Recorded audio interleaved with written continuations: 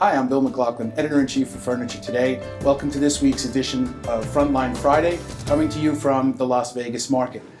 This week's market was a bit of a microcosm of the furniture industry this year, in that it's kind of divided into the haves and the have-nots. If you had new product, if you have the ability to serve e-commerce, whether that's pure play e-commerce or whether that's brick and mortar retailers who are looking to be more efficient, then it's very likely that you had traffic. You'll read more about that in my column next week. If you had neither of those things, then there's a good chance that you probably did not have a great market. Now we're going to go around, speak with our editors, and get a sense of what else was going on at the market. So Erin, this is your first market in completely covering the upholstery beat, from soup to nuts, from motion to stationary.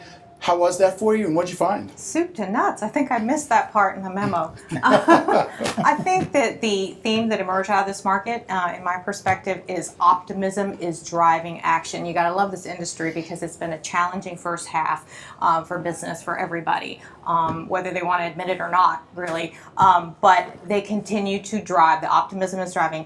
And the reason I say that is because there were quite a few introductions in upholstery, which this is not usually known for an upholstery introduction market.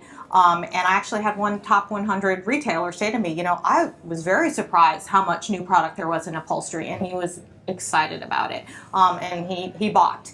So that was one reason for the optimism that I see. And also manufacturers told me, several, that in the last 3 to 4 weeks, orders have really picked up.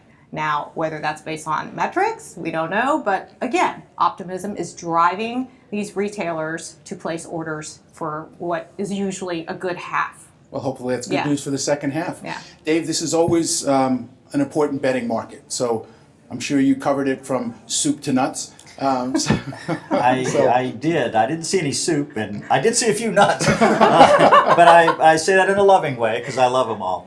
The story in the mattress industry was the majors were light on intros except for some boxed beds at Simmons and Serta. They've now jumped into that category following a long list of others. They both had 3 to 5 bed programs, so this is not just one perfect bed, which many of the online guys say. Also, some new technology. Reverie had VR. Now they're playing around with it, but they're thinking this could really change the the shopping experience. You can kind of have a VR look at the mattress, and I did that, and that was fun. Heirloom has a self-adjusting smart bed that I just saw a few minutes ago, and these were products that were not previewed with me, so I saw brand new stuff here. Retailers who came here saw brand new stuff, so good for them.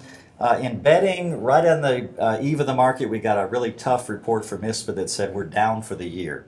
But there are some squirrely things about this year with Matt Firm and some other changes. So perhaps we're flat, but hope is always springing eternal, and Labor Day is coming up. That's a huge bedding event. So there is hope in bedding as well.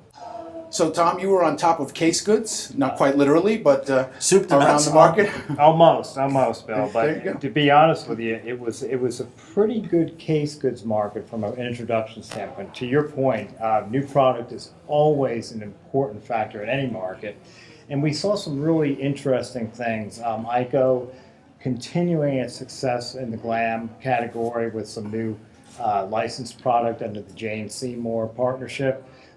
There was definitely some new product at Lexington along the contemporary realm.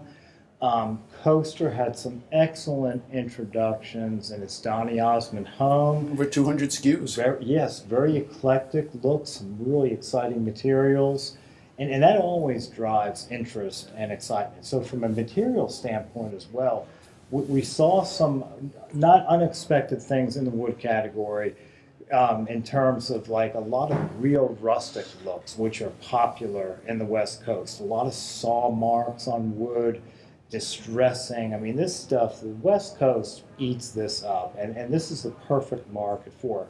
On that same note, though, we saw a lot of interesting uses of acacia and pine woods, which are becoming a substitute for rubber wood, which is going up in price due to China's increased use of that wood. China is eating up the supply of rubber wood from what we hear, driving up the price.